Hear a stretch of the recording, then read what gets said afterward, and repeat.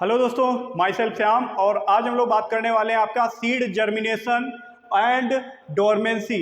Okay, यानी कि बीज अंकुरण और सुप्त अवस्था के बारे में बात करने वाले हैं। ओके, तो चलते हैं अपने लेक्चर की तरफ।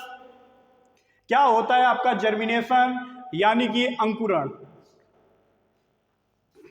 देखिए, जब बीज आपका मॉइस्चर होगा, मॉइस्चर कंजर्व करेगा, तभी आपका क्या होता है, एम्ब्रॉय मतलब उसमें से सूट आपकी निकलती है। लिखा है कि बीज जब नम भूमि में बोया जाता है तो उपयुक्त तापक्रम और वायु संचार के माध्यम से उसका अंकुरण होता है। जब तक आपकी सॉइल में मॉइस्चर और एयर नहीं होगा तब तक आपका बीज जर्मिनेट नहीं कर पाता है। ओके, वही कह रहा है, कुछ पौधों में जब अनुकूल परिस्थितियों में बीज का जमाव नहीं होता है तो उसे डोरमेंसी कहते हैं। अगर आपका क्लाइमेट भी ठीक है, टेम्परेचर भी ठीक है, फिर भी आपका सीड अगर बीज उग नहीं रहा है, अंकुरित नहीं हो रहा है, तो वो आपका क्या कहलाएगा कि आपका वो सीड डोरमेंसी में है, यानी कि सुप्त अवस्था में है, जिसके कारण वो आपका सीड जर्मिनेट नहीं हो पा रहा है। तो इसीलिए अगर सीड बोने से पहले उसका क्या किया जाता है, डोरमेंसी ब्रेक किया जाता है, यानी कि सुप्त अवस्था को तोड़ा जाता है। ओके, भ्रूण की वृद्धि रुक जाने का सुप्त अवस्था कहते हैं। अगर भ्रूण आपका रुक गया है, ग्रोथ नहीं कर रहा है, तो उसको सुप्त अवस्था कहेंगे। नेक्स्ट है, बीजों की सुप्त अवस्था कुछ दिनों, सप्ताहों अथवा कुछ महीनों के लिए हो सकती है। अगर बीज की जो डोरमेंसी होती है यानी कि सुप्त अवस्था होता है, या फिर सम डेज, या फिर आपका सम वीक, या फिर कुछ मंथ के लिए ही होती हैं। वही कह रहा है कि जैसे सुप्त अवस्था के कई कारण हो सकते हैं: भ्रूण का उचित विकास न होना, वृद्धि ग्रोथ रुक जाना, पादपों की अधिकता कड़ा एवं अभेद बीज का आवरण, फसल की बीज का सुप्त अवस्था अधिक समस्या नहीं उत्पन्न करती, क्योंकि या तो लघु अवधि के लिए होती है या फसल काटने के बाद बीज बोने में अवधि में समाप्त हो जाती है। किंतु कुछ चारागाहों और खरपतवारों में यह समस्या रहती है। जब आपका सीड डोरमेंसी में जाने का कारण जो मेन होते हैं, जैसे कि आपका जो सीड कोट होता है, यानी कि जो बीज की ऊपरी परत होती है, वो काफ़ी मोटी होती है, हार्ड होता है। हार्ड सीड कोट होने के कारण आपका बीज जो है वो डोरमेंसी में चला जाता है, या फिर उसके लिए उस टाइम पर अच्छा क्लाइमेट वगैरह मतलब कि जो है वो नहीं मिल पाता है। और भ्रूण का अगर डेवलपमेंट, जैसे कि कुछ सीड बाहर से तो मेच्योर दिखते हैं कि फसल मैंने क्रॉप को कट कर लिया, वो आपके बाहर से तो मेच्योर दिख रहे हैं, बट वो अंदर से इमेच्योर होते हैं, जिसके कारण आपका सीड डोरमेंसी में चला जाता है। ओके, नेक्स्ट है, अंकुरण के लिए प्रकाश की आवश्यकता के आधार पर बीजों को 3 वर्ग में बांटा गया है। पहले हम लोग बात कर लेते कि बीज को जर्मिनेट होने के लिए सबसे जरूरी क्या चीज़ है। वो सबसे जो आपकी जरूरी चीज़ होती है वो आपकी होती है हवा। अगर बाय द वे आपसे क्वेश्चन पूछ ले रहा है कि बीज को जर्मिनेट करने के लिए सबसे जरूरी चीज़ क्या है, वो आपकी होती है एयर। ओके, तो बात कर लेते हैं अंकुरण के लिए प्रकाश की आवश्यकता के आधार पर बीजों को 3 वर्गों में बांटा गया। एक होता है धनात्मक प्रकाश पुष्टपन, जिसको पॉजिटिव फोटोब्लास्टिक कहते हैं। नेक्स्ट है आपका ऋणात्मक प्रकाश पुटन, जिसको निगेटिव फोटोब्लास्टिक कहते हैं। लास्ट आपका निष्प्रभावी प्रकाश स्फुटन, जिसमें मतलब प्रकाश की जरूरत नहीं। पॉजिटिव में क्या होता है, कुछ आपके ऐसे सीड होते हैं जिसको जर्मिनेट होने के लिए आपको प्रकाश की आवश्यकता ही होगी। समझ में आ रहा है ना? वो आपके हो जाते हैं पॉजिटिव फोटोब्लास्टिक, और जो आपके निगेटिव होते हैं वो आपके अंधेरे में ही जर्मिनेट होते हैं, तो वो आपके हो जाते हैं निगेटिव फोटोब्लास्टिक। देख लेते हैं क्या कह रहा है। ये बीज अंकुरण की प्रारंभिक अवस्था में प्रकाश चाहते हैं, ये आपके लाइट में ही जर्मिनेट होंगे, और ये आपके ब्लैक, जहाँ पे प्रकाश लाइट होगी ही नहीं, ये आपके बीज प्रकाश में अंकुरित नहीं होते, इनके लिए अंधेरा चाहिए। जैसे इसका क्या एग्जाम्पल हो जाता है, जो आपका पॉजिटिव वाला है उसका जो एग्जाम्पल है लेट्यूस होता है। ओके, और जो आपका इसका निगेटिव का एग्जाम्पल है वो एग्जाम्पल होता है आपका ओनियन। ओके, ये आपका निगेटिव का है और ये आपका पॉजिटिव का है। ओके, नेक्स्ट बात कर लेते हैं निष्प्रभावी प्रकाश प्रस्फुटन।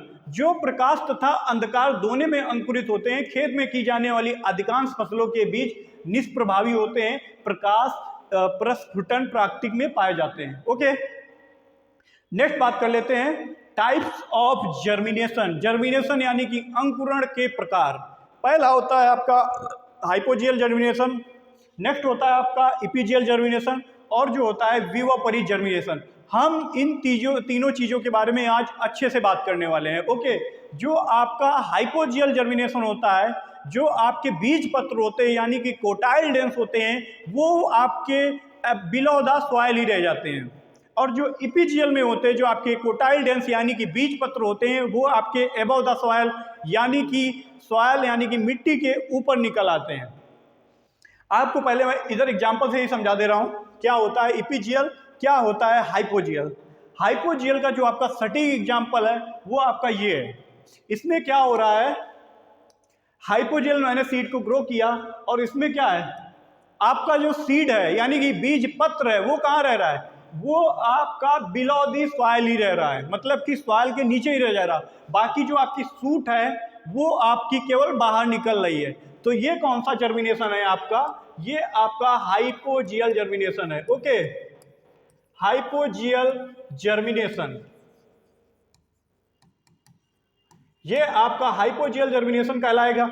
जबकि इपीजियल जर्मिनेशन में क्या हो रहा है कि जो आपके कोटाइलडेंस हैं वो आपके below the above the soil निकल आते हैं। मतलब कि ये इसमें क्या होता है, सूट के ही साथ आपका सूट के साथ भी आपका कोटाइलडेंस यानी कि बीज पत्र बाहर निकल आते हैं, तो उसको कहते हैं इपीजियल जर्मिनेशन।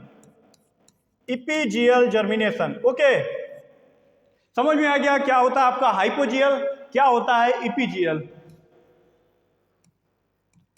क्या होते हैं आपके विवापरी सीड। विवापरी सीड में क्या होता है, ये अधिकतर आपके दलहनी फसलों में होता है कि आपकी जो पोड होती है, पोड यानी कि फली होती है आपके, जिसके अंदर सीड बने होते हैं, उसी के अंदर आपके सीड जर्मिनेट हो जाते हैं यानी कि अंकुरित हो जाते हैं, तो उसको कहा जाता है आपका विवापरी सीड। ये आपका अधिकतर दलहनी फसलों में होता है और कभी कभी ये और आपका कटहल में भी होता है। देख लेते हैं क्या कह रहा है इधर लाइन है, कह रहा है कि अधोभूमिक अंकुरण यानी कि हाइपोजियल जर्मिनेशन, इस प्रकार के अंकुरण में बीज पत्र भूमि की सतह पर या भीतर ही रह जाते हैं। यह बीज पत्रों की इपीजियल के शीघ्र बढ़ जाने के कारण होता है, जैसे चना, मटर, गेहूं आदि। इसमें क्या हो रहा है कि आपका जो कोटाइलडेंस है वो बिलो द सॉइल रहते हैं, बट इपीजियल जर्मिनेशन में इसमें बीज पत्र भूमि की ऊपरी सतह पे आ जाते हैं। यह बीज पत्राधार यानी कि हाइपोकोटाइल के शीघ्र बढ़ जाने के कारण होता है, जैसे कि सेम और लौकी में। ओके, नेक्स्ट बात कर रहे हैं विवापरी जर्मिनेशन। इसमें अंकुरण की क्रिया तभी होती है जब बीज अपने मात्र पौधे से ही लगा रहता है। अंकुरण की क्रिया तभी होने स्टार्ट हो जाती है जब वो, जैसे फली वगैरह पेड़ से जुड़ी हुई है, कटहल आपका पेड़ से ही जुड़ा हुआ है, उसी में आपका जर्मिनेशन उसके बीज में स्टार्ट हो जाता है। इसमें अंकुरित कर रहे बीजों का पोषण मात्र पौधा करता है, मतलब कि आपका पौधा जो है फली जुड़ी हुई है मतलब पौधे से ही, और उसी से मतलब आपका उसमें जो पॉड में सीड है वही आपके जर्मिनेट करने लगते हैं। ओके, अंकुरित कर रहे बीजों का पोषण मात्र पौधा करता है। दलदल में उगने वाले पौधों में आपका बीज अंकुरण शाखाओं पे लघु फल के अंदर प्रारंभ हो जाता है। जो आपके विवापरी प्लांट्स बीजों को उपरोक्त बीजों के बाद विश्राम करने की आवश्यकता नहीं होती है। ओके, आगे बात कर लेते हैं बीज के प्रकार। जो आपके बीज के प्रकार हैं, मोनोकोटाइलडेंस यानी कि एक बीजपत्री आपके बीज, डाइकोटाइलडेंस यानी कि दो बीजपत्री बीज। जो आपके डाइकोटाइलडेंस होंगे वो अधिकतर आपकी पल्सेस यानी कि दालें होंगी, और जो आपके मोनोकोटाइलडेंस होंगे वो आपके सीरियल्स होते हैं। यही कह रहा है जिनमें दो दालें पाई जाती हैं, जिनके बीज पत्र मतलब जिनके दाने फोड़ने में दो पार्ट में डिवाइड हो रहे हैं। दो बीज पत्र है ना, दालों में क्या मसूर, चना, अरहर दो बीज पत्र में हो रहे हैं। और आपके जो मोनोकोटाइलडेंस होते हैं इनकी बीजों में केवल एक दाल मौजूद होती है जिसको स्कूटेलम कहते हैं। बाकी आपके सीरियल्स ही आते हैं जैसे कि मक्का, गेहूं, ज्वार, बाजरा, जौ आदि, ये आपके हो गए मोनोकोटाइलडेंस। ओके, नेक्स्ट बात करते हैं डोरमेंसी।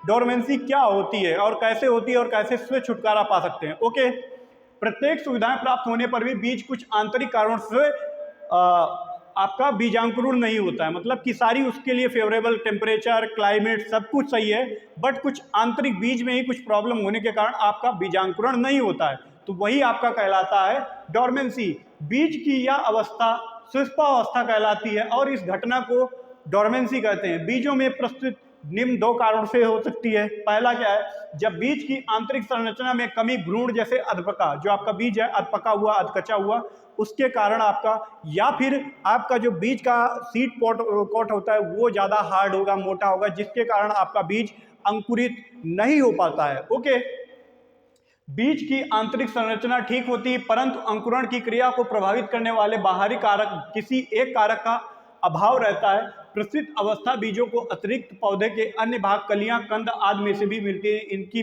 वृद्धि रुक जाती है। ओके, बीजों में प्रस्तुत होने के कारण निम्न प्रकार से हो सकते हैं। इसमें क्या हो जाएगा, आपका कठोर बीज कवर। मैंने आपको पहले बता दिया कि इनका जो कॉर्ड होता है, सीड कोट, वो हार्ड होता है।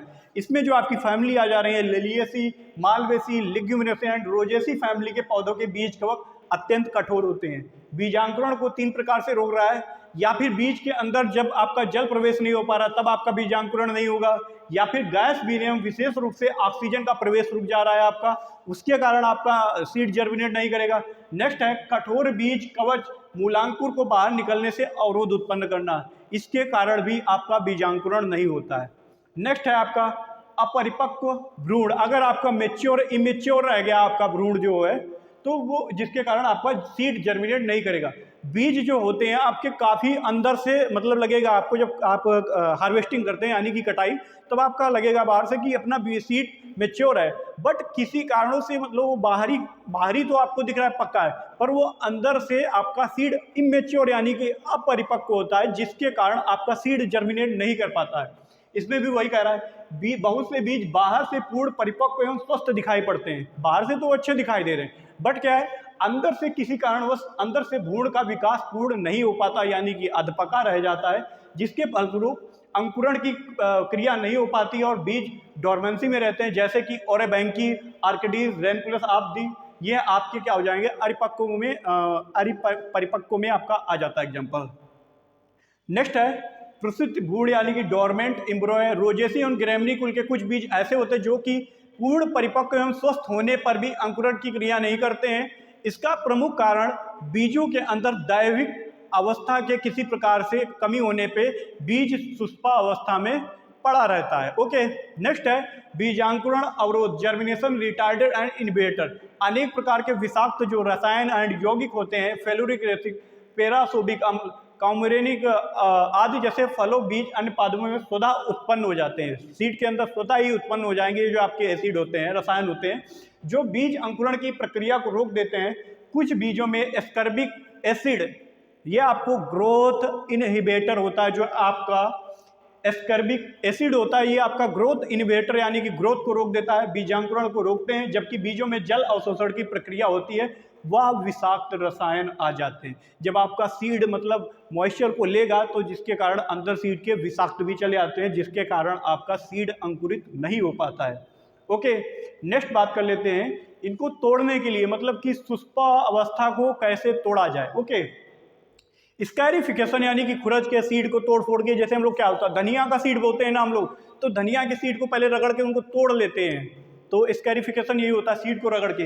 या यांत्रिक उपचार है जिसके अंतर्गत बीज कवच को तोड़ा जाता है और कमजोर बनाया जाता है, जिसके कारण जल और ऑक्सीजन बीज के अंदर प्रवेश कर सके। इस क्रिया में भ्रूण में किसी भी प्रकार की क्षति नहीं होनी चाहिए। मतलब जो आपका है बीज को तोड़ा जाएगा, तोड़ के उसके सीड कोट को हटाया जाएगा अगर हार्ड है, जिसके कारण उसमें वाटर और एयर अंदर प्रवेश कर जाए, तो ये आपका हो गया पहला स्कैरिफिकेशन। ओके, नेक्स्ट है टेम्परेचर में बदलाव करके।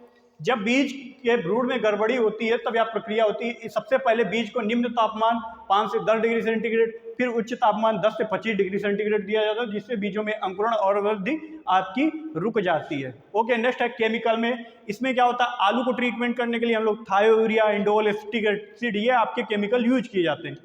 कुछ रसायन जैसे सांद्र सल्फ्यूरिक अम्ल, सांद्र HCl, 2,4-D, indole acetic, indole butyric, phosphoric, thiourea, ethylene, chlorohydrin, alcohol आदि को डोरमेंसी को तोड़ने के लिए आपका यूज किया जाता है। ओके, नेक्स्ट है आपका निम्न टेम्परेचर यानी कि लो टेम्परेचर पे रख करके भी आपका तोड़ा जाता है। इसमें इसको जो आपका टेम्परेचर मतलब कहा गया है स्कैरिफिकेशन, मतलब कि इसमें टेम्परेचर में बदलाव आपका करके किया जा रहा है।